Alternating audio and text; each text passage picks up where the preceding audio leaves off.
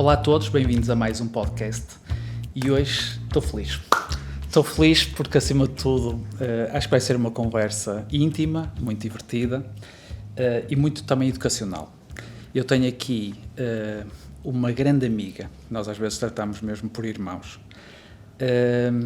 Hoje estive a fazer as contas e já nos conhecemos há mais de 15 anos. Daquelas pessoas que não preciso de falar todos os dias, às vezes longe a longe. Não temos tempo. Porque não temos tempo. Ou então agora decidimos que às 6h30 da manhã já arranjámos uma hora, que coincide para os dois. E é daquelas pessoas sempre presentes e que partilhamos, acima de tudo, muita ideologia, muita visão. E é daquelas pessoas que eu aprendo também todos os dias. Ela chama-se Doutora Ana Moreira, é licenciada em Medicina, tem um currículo vasto, o qual eu não vou dizer o currículo porque estávamos aqui o podcast todo, mas que é uma formação sempre contínua, é uma ousada e curiosa, e neste momento teve a coragem de montar a Sociedade Portuguesa de Medicina Integrativa, a qual é presidente, e seja bem-vindo. Obrigada, Nuno. É um prazer estar aqui contigo. Como sabes, a tua introdução está fantástica, tenho-te como um grande amigo. Acho que a última dedicatória que te fiz de um livro, escrevi mesmo irmão, portanto isso mostra todo o carinho que eu tenho por ti e pela tua família. Eu efetivamente cofundei a Sociedade Portuguesa de Medicina Integrativa. A ideia de estarmos, que tu também pertences, a ideia de estarmos numa sociedade com uma filosofia da medicina integrativa, da medicina funcional, é exatamente para que as pessoas do grande público, os utentes que não têm nenhuma ideia de como se proteger de situações menos simpáticas que possam acontecer da saúde, e também para que os nossos colegas saibam que existe um sítio onde se podem juntar para conversar, para tirar dúvidas, para fazer seminários, para ter congressos sobre a saúde integrativa e funcional. Portanto, a partir daí, a sociedade aceita médicos dentistas, aceita enfermeiros, psicólogos, nutricionistas, fisioterapeutas e, evidentemente, pessoas do público que não têm direito a voto como tal nos membros da direção, mas que seguem a filosofia da saúde integrativa. Este ano vamos para o 5º Congresso, que vai ser na cidade do Porto, no dia 1 e 2 de dezembro.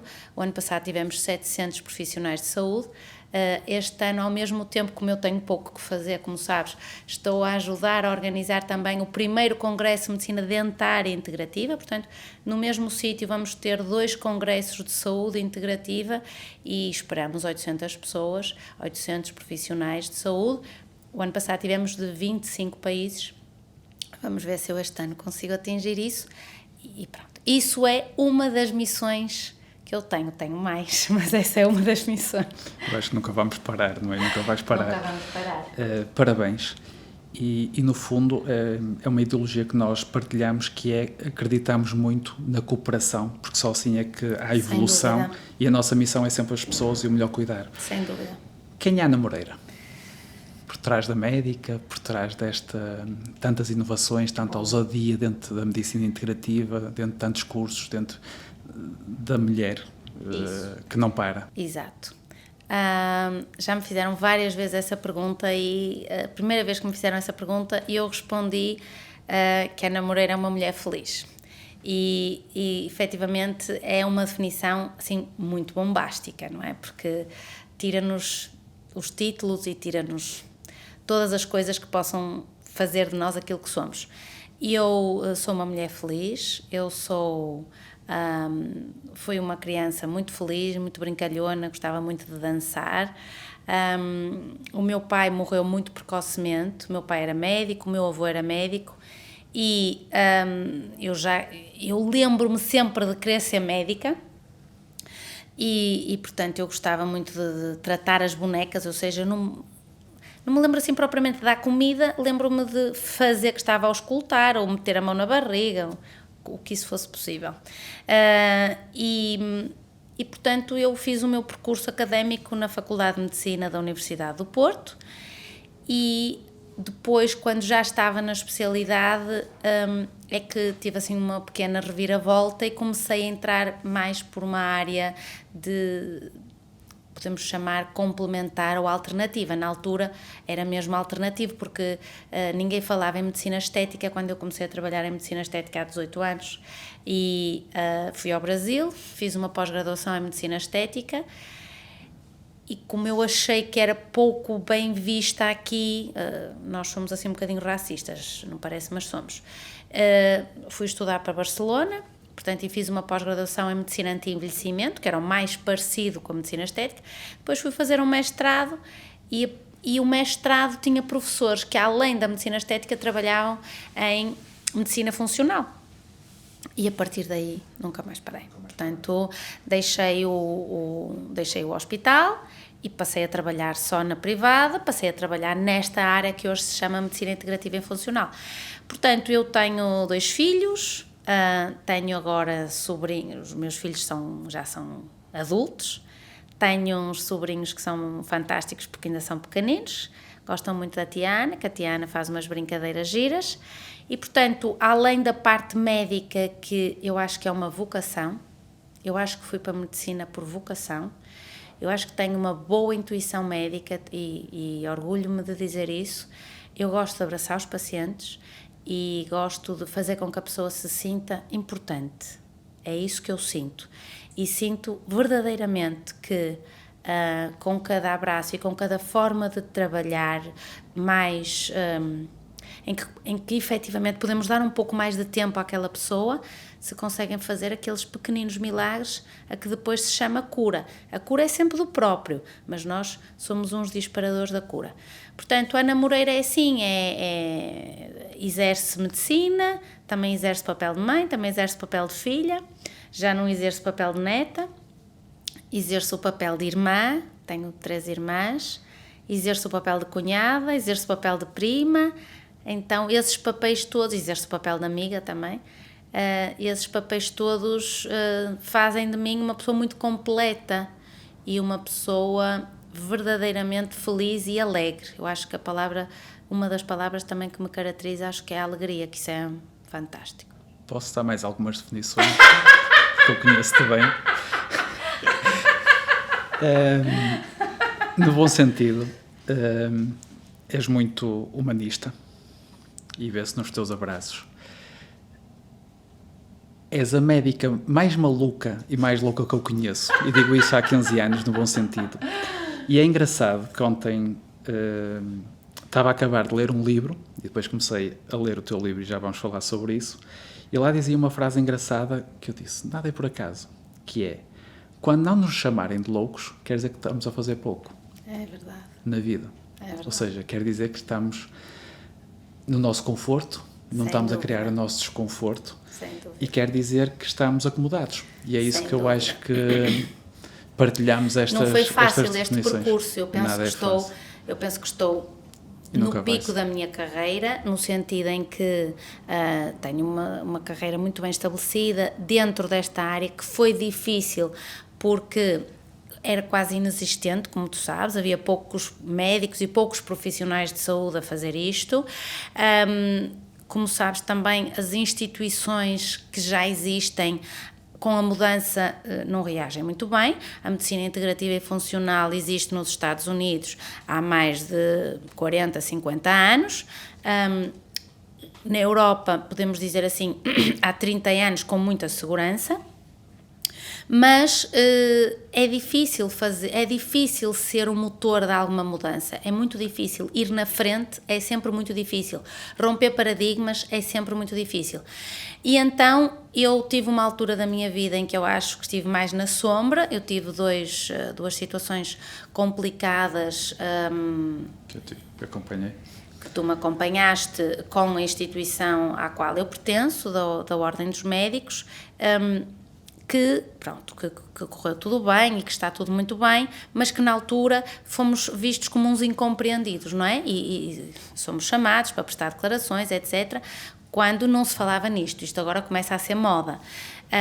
Portanto, é difícil romper paradigmas, mas eu entendo que se não tivermos esta pequenina dose de loucura, no fundo, isto que as pessoas chamam loucura é assim como uma alegria, só que não é muito bem vista, porque efetivamente houve uma situação da minha vida, várias, mas uma chamou-me muita atenção. Eu estava a andar de carro, levei os meus filhos à escola e estava a voltar, portanto, a dar a volta para a clínica, que era relativamente perto, portanto, fazia um percurso curto. E aconteceu que eu dei conta que me estava a rir. Olhei para o espelho e vi-me a mim própria a sorrir, sozinha, no carro. Provavelmente com a rádio desligada, porque o ruído mental já tenho eu aqui que chego dentro. E então parei no semáforo e dei conta que me estava a sorrir. E olhei para o lado e um homem estava carrancudo. Olhei para o outro lado, no carro, outra mulher que estava carrancuda. E eu pensei uma coisa incrível, que é: como é que tu és quando estás sozinho diz muito de ti. E, portanto, esta não necessidade de ter algo ou alguém que me estivesse a fazer sorrir, eu estava no meu momento de relaxe, se é assim que se pode dizer, chamou-me muita atenção essa parte. Portanto, essa parte que as pessoas dizem assim, que somos uns loucos, que acho que é assim uma boa disposição e uma alegria. Acho que precisamos mais de pessoas mais bem dispostas e mais alegres neste mundo. A seguir a essa frase, tinha uma coisa muito engraçada que vou dizer agora, que chama-se realização pessoal. É isso. É isso, é esta a definição. É isso. O que é medicina integrativa e funcional, por assim dizer? Bom, quem não entende... Quem não entende sobre o que é isto. Quem não isto? entende e quer perceber um bocadinho o que é a medicina integrativa e funcional. A medicina integrativa e funcional é uma área médica, ou da saúde, vamos dizer assim, mais do que médica, porque exige e deve exigir uma equipa. Portanto, é uma área da saúde na qual vemos a pessoa como um todo. Quando dizemos vemos a pessoa como um todo, devia ser a própria definição da saúde. Ou seja, estamos a fazer uma redundância no sentido teórico, mas sabemos que depois, em termos práticos, não é assim, porque a subespecialização que nos levou à tecnologia nos anos 90 fez com que não vemos a pessoa como um todo no dia-a-dia, na nossa prática clínica de saúde. E, portanto, ao ver a pessoa como um todo no seu contexto físico, emocional, mental e social, e depois até há quem diga assim já mais um pouco espiritual, no sentido de quais são as suas crenças, aquilo que a pessoa acredita, porque isso pode ser interessante em alguns casos até para o tratamento. Portanto, quando vemos a pessoa como o seu corpo físico, o seu corpo emocional e o seu corpo mental e o seu contexto social, entendemos muito daquilo que lhe acontece. E então a doença passa a ser vista como um eixo. A doença num órgão, existe naquele órgão, mas passa a ser vista como um eixo. Hoje falamos na teoria das redes, em que a doença é uma alteração de uma rede, por exemplo, uma rede neuroendócrina, quando estamos a falar de uma doença da tireoide, por exemplo. Então, neste sentido, nós conseguimos trabalhar porque trabalhamos com medicamentos chamados biorreguladores, que são medicamentos que vão atuar nesta rede. Não vão atuar nem para o mais nem para o menos, mas sim na rede, ajudando a fazer uma modulação desta rede. A medicina integrativa e funcional e a saúde integrativa e funcional, porque é que eu digo que precisa de uma equipa? Porque há um médico que faz um diagnóstico, faz uma avaliação daquela pessoa, percebe muito do estilo de vida daquela pessoa, que doenças é que aquela pessoa teve que a fazem estar no momento em que está, e estamos a falar de, às vezes, não são coisas necessariamente complicadas, estamos a falar de uma diabetes, ou estamos a falar de uma insuficiência cardíaca, mas é importante para nós saber como é que ela esteve na sua infância, que doenças é que ela teve na sua vida adulta, que nos possam ajudar a integrar a doença que ela tem no momento. E a partir daqui, esse médico vai precisar do enfermeiro que vai fazer um tratamento de enfermagem integrativa, pode ser um ozono, pode ser uma terapia neural, pode ser uma hipertermia, por exemplo, no caso do cancro, hipertermia oncológica, vai precisar de um psicólogo clínico ou de um neuropsicólogo clínico que ajude a integrar estes contextos, os triggers, os disparadores da doença que aquela pessoa teve do ponto de vista mais emocional e mental. Vamos precisar de um nutricionista para ajudar a pessoa a compreender o que é que ela pode comer, o que é que não pode comer, no seu caso específico, individualizado. Portanto, podemos dizer que é o cúmulo da medicina personalizada e individualizada, em que eu te estou a estudar a ti e eu vou, de acordo com aquilo que tu me contas, eu vou programar um plano de tratamentos para ti. Isso é que é a medicina integrativa e funcional. Concordo. Eu acho que nós cada vez mais, e aprendemos isso na nossa área formativa, muito lá no início, que é, devemos ter um papel de ações de educação para a saúde. Certo. O problema, às vezes, quem quer fazer alguma educação para a saúde é criticado, porque efetivamente vai haver diferentes opiniões. Cada vez mais temos uma prática baseada em evidência, mas não quer dizer que a evidência hoje seja a evidência da amanhã, por isso é que a investigação deve ser contínua e há coisas que não são possíveis de estudar na sua máxima amplitude, nomeadamente Verdade. a parte da alteração espiritual, por Certo. assim dizer, percebermos que eu dar 100 gramas de proteína de frango, depende do frango de onde ele vem. Correto. Porque não vai ter os mesmos gramas Correto. E não vai fazer a mesma coisa nas pessoas. E Agora, de até como é que eu me estou a sentir quando como frango. Que isso exatamente. então aí já será o cúmulo dos cúmulos. Claro que senão, é muito interessante, isto hoje já está a ser explicado, porque todos nós nos lembramos de alguma figura da nossa infância a cozinhar. Da avó a cozinhar, da mãe a cozinhar, de uma tia a cozinhar. E este carinho com o qual eu coloco amor na comida, ninguém falava nisto, hoje já se fala, que tem a ver com frequências. Tudo é uma frequência. Então, a frequência, como é que eu me estou a sentir naquele momento, vai passar essa vibração para as moléculas da água que existem no alimento que eu depois vou comer. Então, precisamos ter muito cuidado da forma como cozinhamos, da forma como nos dirigimos às pessoas, porque nós podemos matar uma pessoa literalmente do ponto de vista vibracional com os nossos inadequados pensamentos.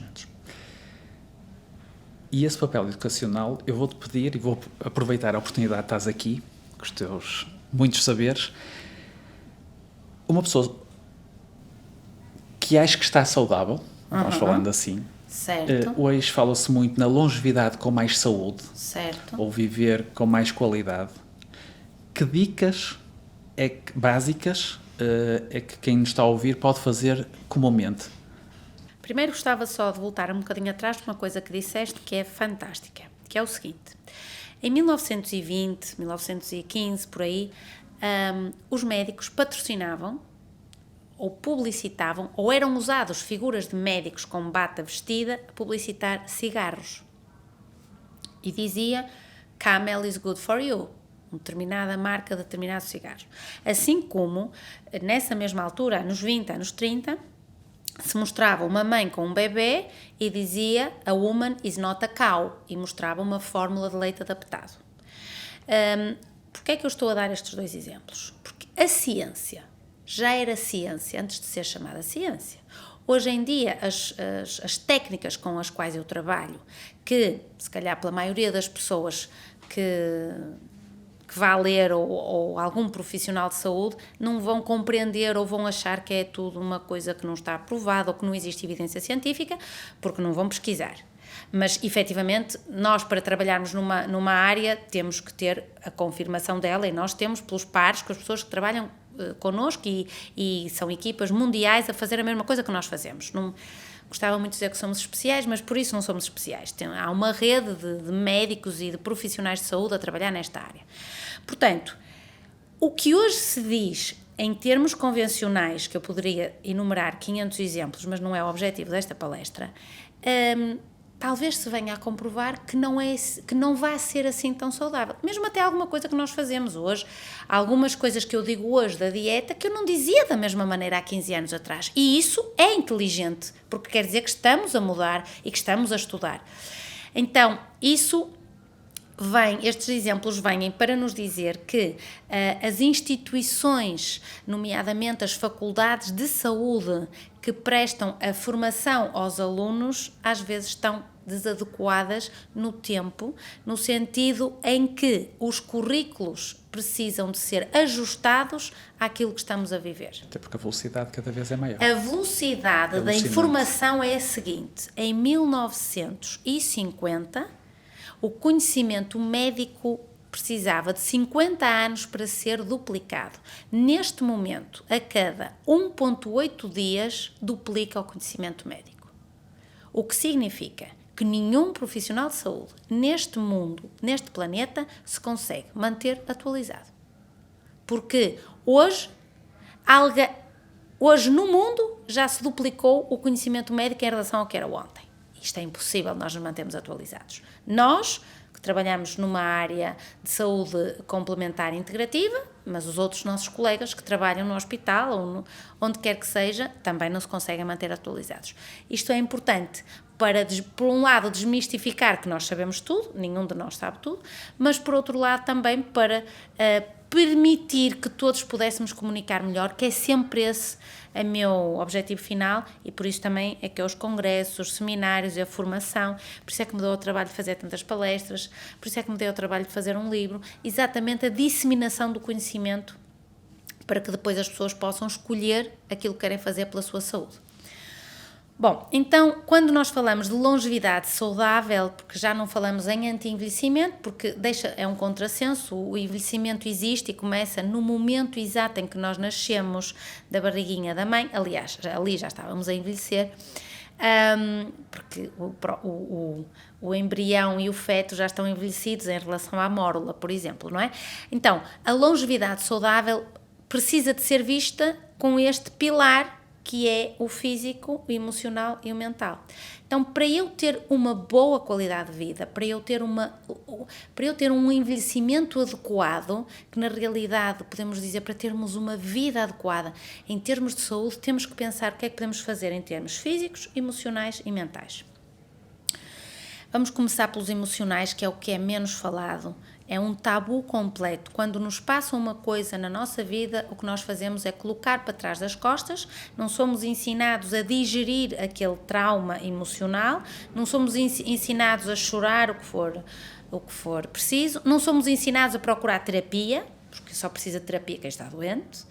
E, portanto, eu divorciei-me, não estou doente, mas eu preciso de terapia. E esta desmistificação, eu acho que é fundamental. Nós todos precisamos de ajuda. Todos. Precisamos de ajuda porquê? Porque vivemos num mundo muito mais exigente do que há 100 anos atrás. Porque os nossos avós não tinham um telemóvel que lhe medisse os passos, que lhe dissesse o dia da menstruação e que lhe dissesse quando ia ser fértil e sei lá mais quantas coisas, que no momento em que eu quero posso ligar para a Austrália e se o meu amigo estiver acordado, ele vai-me atender. Portanto, os nossos avós, para chegarem à França, demoravam 3 dias. E a minha bisavó, para saber que a minha avó chegou à França, demorava pelo menos 15 dias a que a carta chegasse cá. Então, esta diferença de movimento na velocidade da informação é que faz com que não consigamos acompanhar. Por isso precisamos de muito mais ajuda do ponto de vista emocional, para lidar com as nossas emoções. E lidar com as emoções não tem que ser uma violação, não tem que ser um assassinato. Estamos a falar de que eu posso ficar tão triste quando a minha mãe me dá uma resposta torta. E isso lembrar-me de alguma coisa que na minha infância aconteceu e eu fico ofendida. E se eu falar com a minha mãe, ela vai-me explicar que não teve nenhum sentido, não teve nenhuma maldade, mas é a forma como eu me senti. Então nós temos que nos habituar a comunicar com o outro, a comunicar com os maridos, com os pais, com os filhos, da seguinte maneira: aquilo que eu sinto eu devo expressar com calma, largar a raiva é minha, alguém diz uma coisa que me faz zangar, aquilo é meu, o problema é meu, a raiva é minha. Quando eu dreno a raiva minha, porque o que é que nós fazemos? Tu és um estupor. Não, eu tenho que drenar a raiva, usam assim umas almofadinhas na cama, ou batem com os pés e com as mãos no chão, drenam essa raiva que existe no corpo. Não vai acumular. Exatamente. E depois conversam com a outra pessoa de uma forma adequada, de uma forma amorosa, lembrando-se que aquela pessoa é a pessoa que vocês amam. Isto é a gestão emocional que devemos ter. A gestão mental tem a ver com a transmutação das crenças autolimitantes que nós temos.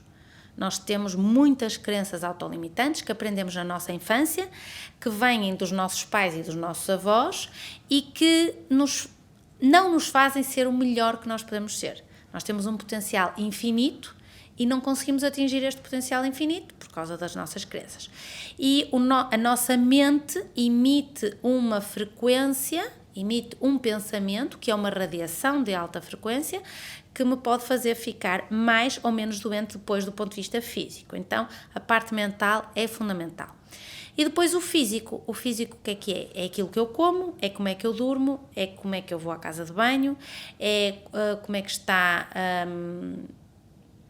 a minha pele, como é que estão os órgãos, obviamente por dentro isto é mais complicado, precisamos de fazer algumas análises, embora esse é um dos conceitos que eu falo no livro, o facto de nós não termos nenhum sintoma. E o facto de nós termos as análises adequadas dentro dos parâmetros normais não quer dizer que não estejamos doentes. Para isso temos que prestar atenção ao corpo, não é? Se eu durmo bem, se eu como bem, se eu tenho apetite, se eu tenho líbido, se me cai o cabelo, como é que está a minha pele, como é que eu reajo ao sol, como é que eu reajo ao calor, como é que eu reajo ao frio.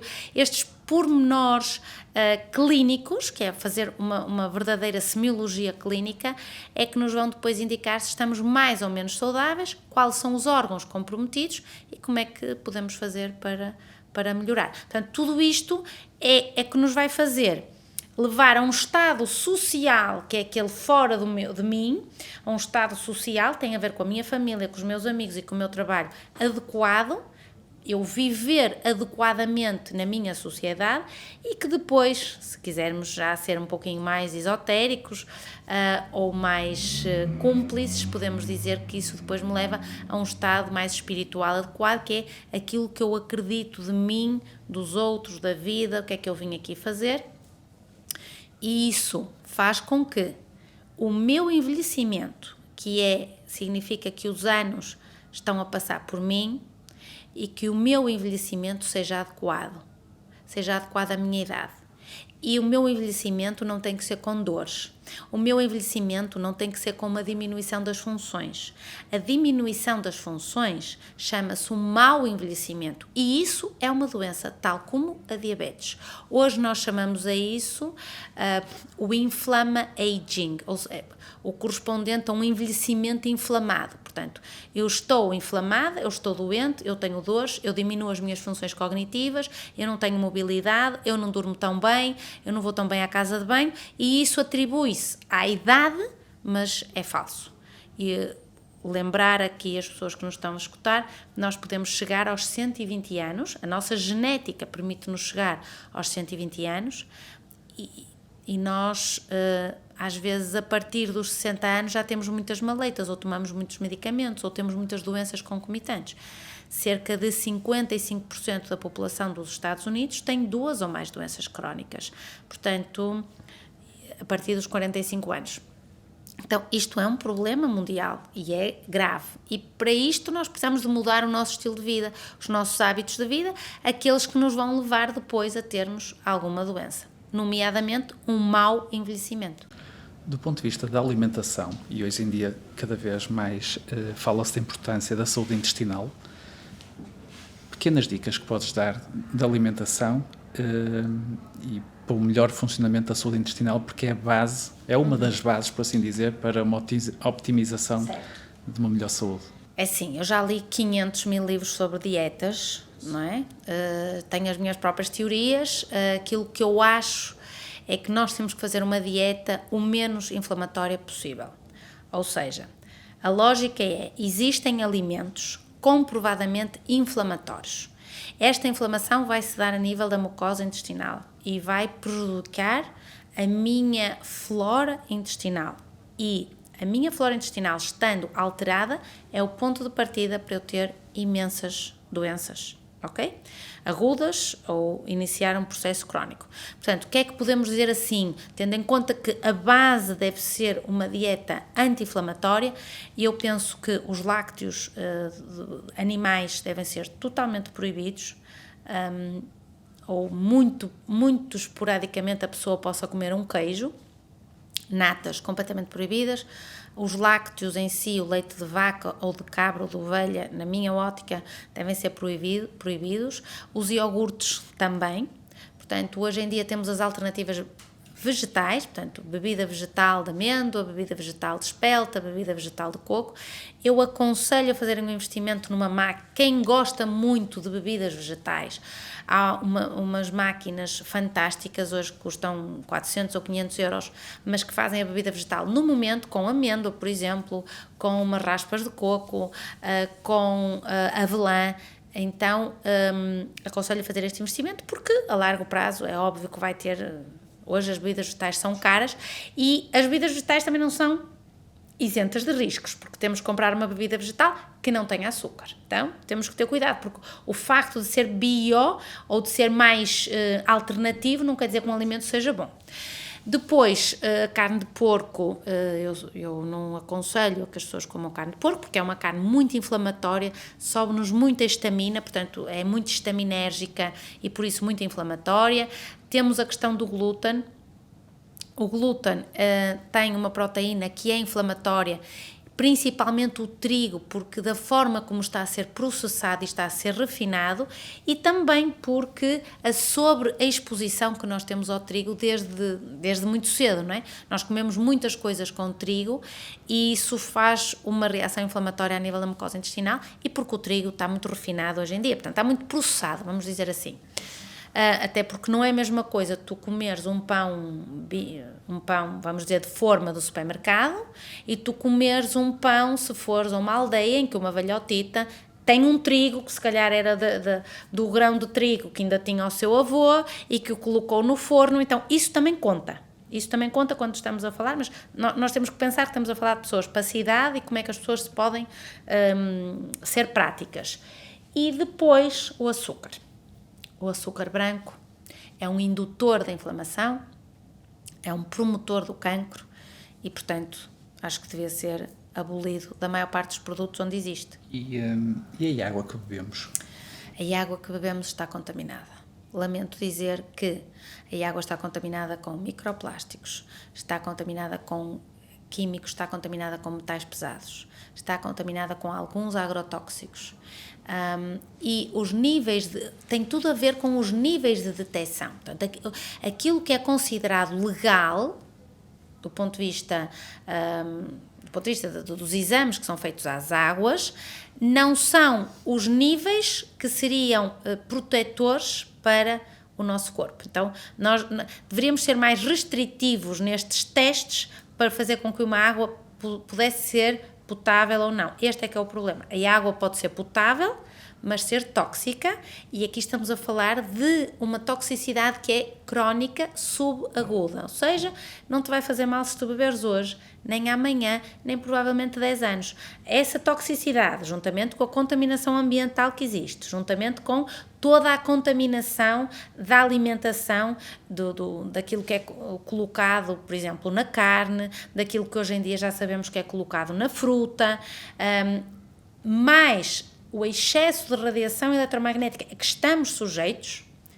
tudo isso está a fazer um pacote que nos está a fazer ficar extremamente doentes. Neste momento, observacionalmente, eu atendo pessoas mais doentes do que atendia há 18 anos atrás.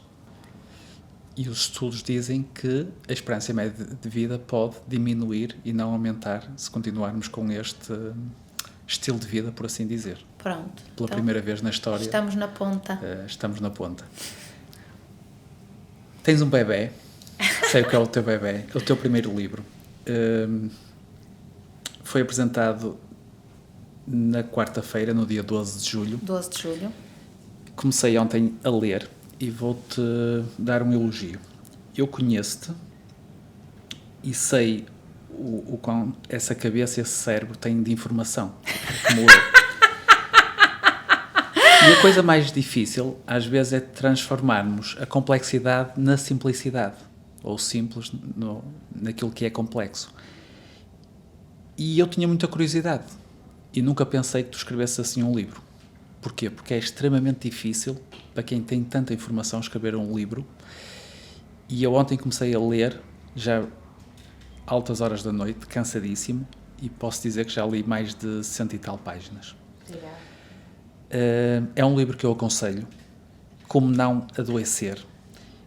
Reflete muito uma linguagem simples, reflete uma ideologia, acima de tudo, que tu defendes, que, apesar da tua ousadia, já há muitos seguidores, e isso deixa-te orgulhosa, claro. Obviamente.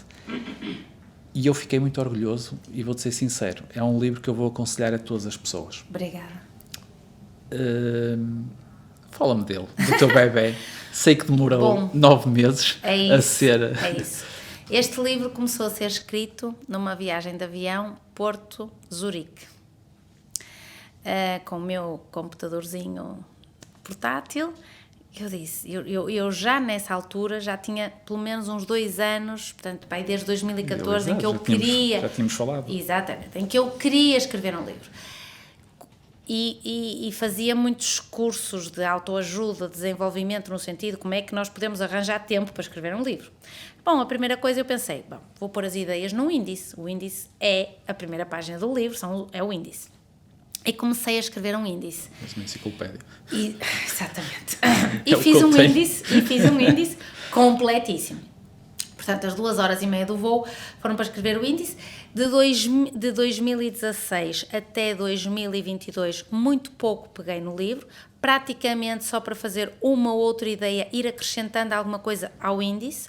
Portanto, quando eu efetivamente decidi, janeiro, fevereiro, março de 2022, comecei em abril de 2022, assinei o contrato com a oficina do livro, Leia, que ia entregar o livro e fazer um livro que se veio a chamar Como Não Adoecer, e este livro foi escrito até dezembro de 2022, e no dia 25 de dezembro ainda estava a acabar umas coisas, entreguei a primeira revisão, se é assim que se possa chamar, no dia 5 de janeiro de 2023, que foi o dia de anos da minha filha, foi para editar, voltou, entreguei de novo no dia 6 de março, que foi o dia de anos do meu filho, e recebi o primeiro exemplar por correio, foi uma surpresa, no dia 19 de junho, que foi o dia de anos da minha mãe. Então este livro teve assim estas coisas muito giras. Nada por acaso. E o dia 12 de julho, que quando eu... Portanto, eles perguntaram-me, só me deram 2 datas, ou terça ou quarta. À terça tenho muita gente, não valia a pena estar a alterar. Portanto, escolhi a quarta, dia 12 de julho. E não me lembrando que era o dia de anos do meu trisavô. Portanto, o meu trisavô nasceu há 190 anos, no dia em que eu apresentei o livro. Então, tem assim coisas tão giras, este livro, que é uma delícia para quem gosta destas coisas assim que eu gosto, destas sincronicidades da vida.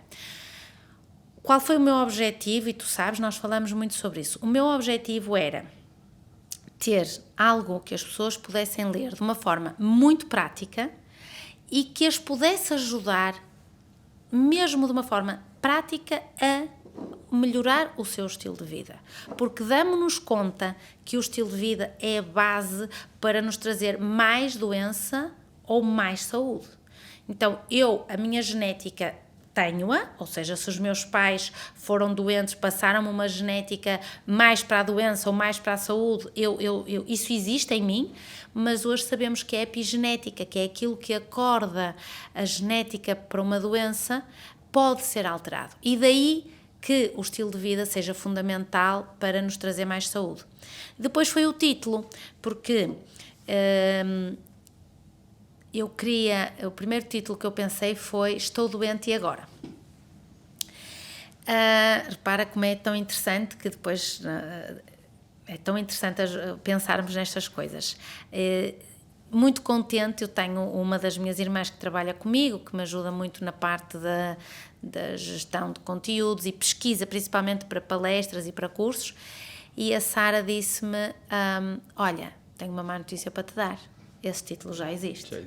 Eu ia dizer isso. Ok. Sabes que eu sou um devorador de livros. Exatamente. Então, E então eu disse, porra, pá, que este livro, este é que era mesmo giro e este é que era mesmo giro. Não concordo, acho que E tem mais a ver com... Sim, mas eu empanquei no título.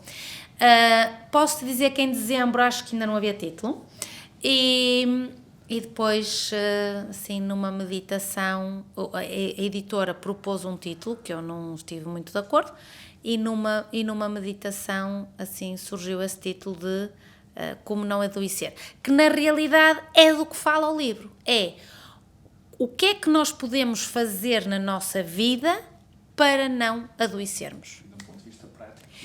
E de um ponto de vista prático, isso foi, sem dúvida que isso foi uma ideia da editora, ou seja, o livro não estava desenhado assim, o plano de 8 semanas estava no final, foi logo uma coisa que o Francisco, o editor, me disse, Ana, vamos transformar isto numa coisa prática, ponham um chamado plano de cura, ideias para as pessoas e tal, ponha 8 semanas, ponha 10, ponha 12, ok, ficaram 8, e eu fiz e estava no fim do livro, ok?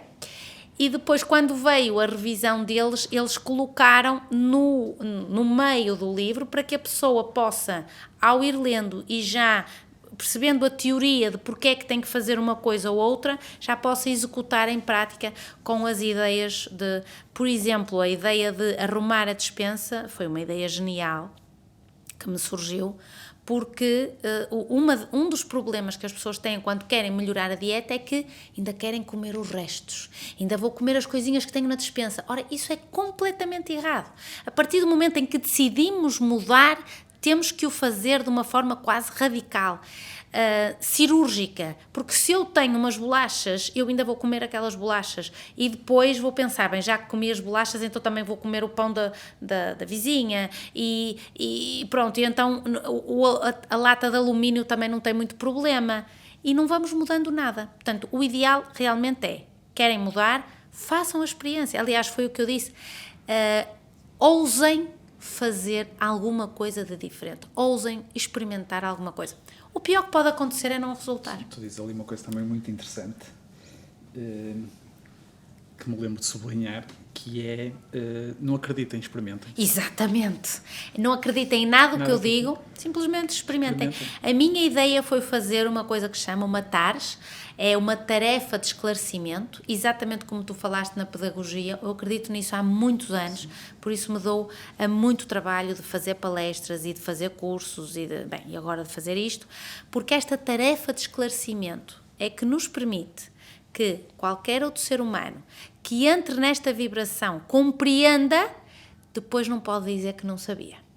A partir daí já começa a ser da sua responsabilidade. Até lá podemos dizer que é desconhecimento.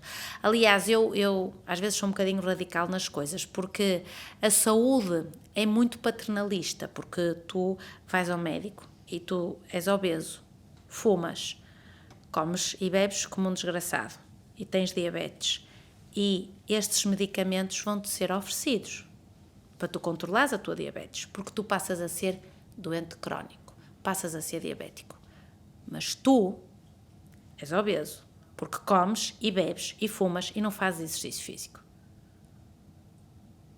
Portanto, pelo menos estes 5 fatores, é da tua responsabilidade que os mudes.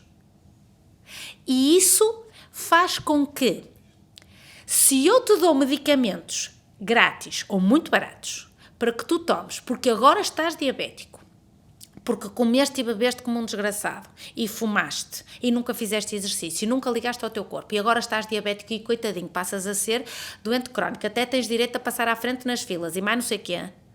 Então, o que é que se fala quando estamos a falar em responsabilização pela vida de cada um? Qual é a diferença disso e de uma eutanásia? Porque eu não estou a tomar conta da minha saúde.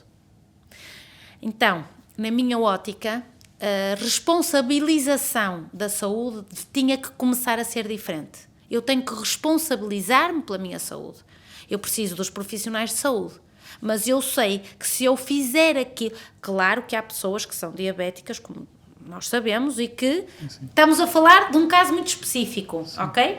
De um mau Que, estilo, como tu sabes... estilo de vida que podia ser facilmente controlado. Exatamente, estamos a falar de coisas em que, por exemplo, o colesterol, principalmente no início, pode-se controlar com exercício físico, pode-se controlar com dieta. Então nós precisamos de passar esta mensagem aos pacientes. Olha, muito interessante, nunca tinha pensado nessa perspectiva e vou acrescentar aqui uma coisa que não falámos, que é o nosso ambiente. Muitas vezes nós sabemos que aquele ambiente é tóxico para nós e continuamos porque é agir do ponto de vista social. Este domingo, eu cada vez mais sou uma pessoa muito observadora e ao domingo eu tento fazer sempre um desporto e agora no verão sempre um desporto muito aquático. Preciso dos 4 elementos, por assim dizer, e é o meu escape mental. E estava sentado numa pequena praia e estava lá uma criança, aparentava 3, 4 anos, com a mãe, a dar comida aos patos. E estavam muitos patinhos, eu gosto muito de animais, então chamou-me também a atenção, à volta da criança. E ela toda contente. Passado uns 3, 4 minutos, chega outra criança, mais ou menos da mesma altura, ou seja, com idades muito parecidas, e essa criança, qual é a atitude? Começa a dar pontapés na água para afastar os patinhos. E ainda me chamou mais a atenção. O que é que se passou com a criança que estava a dar o pão? Parou de dar o pão e fez a mesma coisa com a outra criança. Ou seja, afastou os patinhos. Eu disse, realmente, como é que esta idade, ainda sem grande consciência, como é que alterou o ambiente em tão poucos minutos? Claro. A pergunta é, porquê é que a que estava a dar de comer aos patos não conseguiu influenciar a outra? Exatamente. E foi uma atitude agressiva. Para mim foi uma aprendizagem. Todos os dias eu aprendo. E foi uma atitude agressiva que prevaleceu. Porque esse é o mundo que nós estamos hoje. Nós estamos num mundo agressivo do ponto de vista verbal, do ponto de vista visual, do ponto de vista auditivo. Nós estamos a receber agressões por todo o lado e não nos damos conta. O ruído que nós ouvimos quando vamos para a cama, dos carros, o ruído que ouvimos do router, dos telemóveis, dos computadores, da televisão, quando está das descargas eletromagnéticas, faz com que efetivamente não estejamos em silêncio, que era o que nós precisávamos para dormir profundamente. Nós não estamos em silêncio do ponto de vista de radiação eletromagnética, porque nós estamos a viver com routers e o vizinho tem router e o café do lado tem router e dormimos com o telemóvel e dormimos com o computador e os fios elétricos que passam por trás da nossa cama e temos o telemóvel a carregar. Nós vivemos numa poluição constante e não nos damos conta. Nós viajamos em carros, os carros elétricos têm mais radiação eletromagnética do que os carros antigos, portanto, nós não nos estamos a perceber da toxicidade que temos de uma forma global, generalizada e aceite, e que isso tem impactos na nossa saúde física. E vamos nas modas, muitas vezes sempre perguntarmos a nós próprios o porquê. Claro. Fazendo outra reflexão, gosto muito de fazer reflexões. Eu deparo-me cada vez mais, eu pelo menos, ainda sou daquele tempo, eu vou àquele restaurante porque tem uma comida que eu gosto, não é? Eu confio porque é uma comida mais caseira, e agora a nova moda, eu vou àquele restaurante porque é bonito. Certo. Isto diz muito. Isto é uma pequena definição que diz muito o que é que está a alterar na sociedade. Só que o problema... E falando um bocadinho daquele ambiente que eu falei. Só que o problema, Nuno, é que neste momento, não é neste momento, mas nos últimos 50 anos e principalmente desde que existem redes sociais, as pessoas vivem para mostrar aos outros. Como eu vivo para mostrar aos outros uma coisa que eu não sou, porque eu vou comer àquele restaurante porque está na moda, mas eu vou àquele restaurante até com algum sacrifício, porque o meu estilo de vida não me permite comer àquele restaurante. Portanto, eu estou a passar uma imagem de uma coisa que eu não sou. E isso chama-se incoerência. Quando eu estou a mostrar uma coisa que eu não sou. E isso gasta muita energia mental. E isso é uma das coisas que leva à doença. Então, como as pessoas vivem para mostrar nas redes sociais, as redes sociais para mim são importantíssimas. Do ponto de vista educacional, A minha filha está-me sempre a dizer que aprende muito com o TikTok. Aprende muito com o TikTok e que quando tem uma dúvida na cozinha, para cozinhar e vai ao TikTok. Eu acho imensa piada, mas eu entendo o que é que ela quer dizer. Tirando aquela parafernália que não interessa nada, há coisas educacionais. Então, é como a televisão tem coisas maravilhosas, mas vamos é procurar os programas que nos possam enriquecer e não sentarmos-nos na televisão a ver o que está a dar e absorvemos aquilo como se fosse uma verdade sem questionar. E esse é o grave problema. Questionem. Por isso é que eu digo no livro, não se acreditem em nada, façam as vossas próprias experiências, comam da forma que eu estou a dizer, durmam melhor como eu estou a dizer, giram melhor, façam a gestão das vossas emoções de uma forma mais adequada e experimentem. Se se sentirem melhor, então pratiquem isso e passem a fazer isso como uma coisa vossa. E pratiquem cada vez mais a arte do autoconhecimento, que é cada vez mais difícil. Pelo menos duvidar. Sim. O duvidar é, ok, isto está-me a fazer bem, isto está-me a fazer mal, vou seguir, não vou seguir. Agora, duvidar de que, se não sentirem nada e as análises estiverem bem, isso não quer dizer que não estejam doentes. Que esse acho que é o grande drama do que eu fui vivendo ao longo dos anos, tentar explicar às pessoas que aquele estilo de vida vai dar doença a médio ou a longo prazo. E, portanto, naquele momento ainda não tenho uma doença, mas irá ter. Claro que não estou aqui a querer dizer que sou uma bruxa a dizer que as pessoas vão ficar doentes porque eu quero que elas fiquem doentes. Estamos a dizer é que o que está provado é que determinado estilo de vida, claro que me dizem sempre, o meu avô fumou até aos 90 anos e morreu a fumar. Pronto. É 1 num milhão. É isto que temos que pensar. Não é porque uma pessoa fumou até aos 90 anos e não teve problema nenhum que nós devemos fumar. Mas o ser humano usa aquele exemplo daquele conhecido que fumou toda a vida e não teve nenhuma doença para poder fumar. Que tu, como sabes, são as chamadas autossabotagens. Portanto, eu convenço-me daquilo para não me sentir tão mal por eu fumar.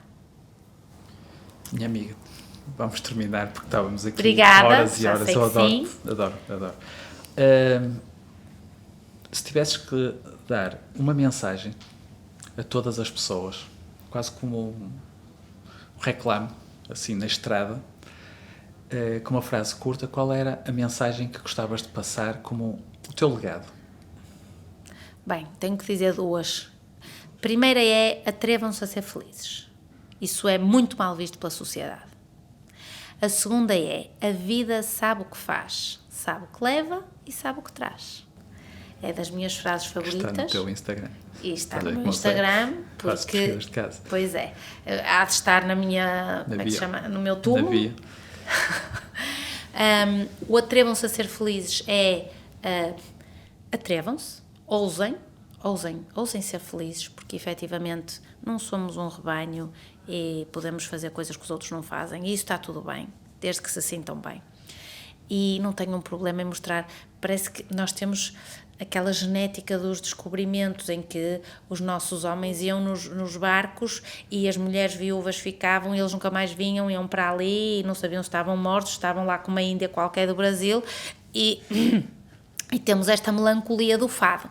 Por isso, rasguemos essa nossa genética e atrevam-se a ser felizes.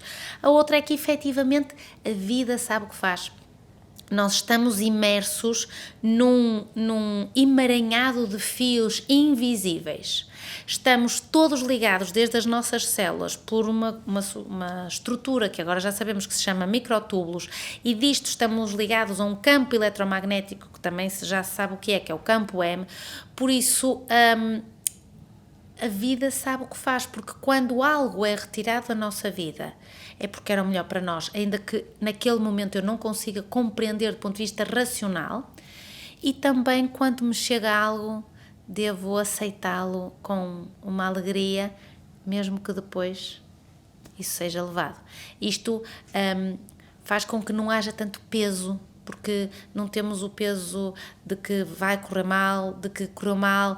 Uma das coisas que também posso deixar para quem nos ouve é que quando falam de um relacionamento ou de um trabalho, quando acaba, as pessoas, acho que concordas comigo, dizem muito, correu mal, divorciei-me, correu mal, ou despediram-me, correu mal. Não é nada disso. correu exatamente como tinha que correr, ainda que eu não goste daquele resultado final. Mas se eu entender tudo como um jogo, eu estou aqui metida num jogo, e tudo como uma aprendizagem, é muito mais simpático estar aqui. Tens o sorriso mais contagiante que eu conheço. Esquece. Tenho que dizer isso. Obrigada. Gosto muito de ti. Eu bem também, sabes. Nuno. Obrigada. Eu não te disse nada da dedicatória porque queria ler Não me faças para chorar. ficar. E a dedicatória que a doutora Ana Moreira me deu é: querido irmão Nuno, sou muito agradecida por te ter conhecido nesta vida e por juntos trabalharmos para mais saúde. Conta comigo sempre. Um beijo. E tu conta comigo também para sempre. Obrigada. Vou dar um abracinho. E vou ainda fazer outra coisa. Vamos sentar outra vez. Para mim, és uma referência na área da medicina integrativa, área clínica. Eu vou ter que fazer outro podcast contigo, mas fora da caixa. Porque este foi muito certinho. E acho que também daqui para a frente, com a nossa maturidade, com o que temos alcançado, acho que podemos jogar outro jogo evolutivo que eu vou chamar Além do Cuidar. Muito bem. Porque há temas além de cuidar. Muito bem. Que hoje em dia as pessoas também se vão identificar. Muito bem. E quem te quiser seguir, qual eu recomendo, quem quiser consulta contigo, que eu também recomendo. Quantas vezes às 11 da noite tu me atendeste? É verdade. É verdade. Porque a vida não é fácil, não é? É. E todos temos os nossos altos e baixos. Verdade. Onde é que te podem encontrar? Bom, então o site é anamoreira.pt. A partir daí o site dirige para uma parte que é mais as minhas palestras ou a parte mais clínica, portanto anamoreira.pt, e aí também tendo todas as redes sociais. Podes não acreditar, mas eu não sei quais são as minhas redes sociais. É a doutora Ana Moreira, acima de tudo, e clínica Ana Moreira. Isso. E aconselho vivamente, não é nenhuma publicidade, porque posso-vos dizer que não combinamos nem sequer uma pergunta. Eu nem sabia que vinha fazer nem isto. sabia que ia ser gravado. Comprem este livro, E porque vim com laranja a é combinar. muito cativante. É verdade. Nada é por acaso. É isso. E obrigado mais uma Obrigada, vez. eu não. Obrigado a todos Por por estarem desse lado. E para mim foi mais um podcast de partilha. Obrigada. E uma partilha mais que extraordinária. Obrigada. Obrigado. Até à próxima.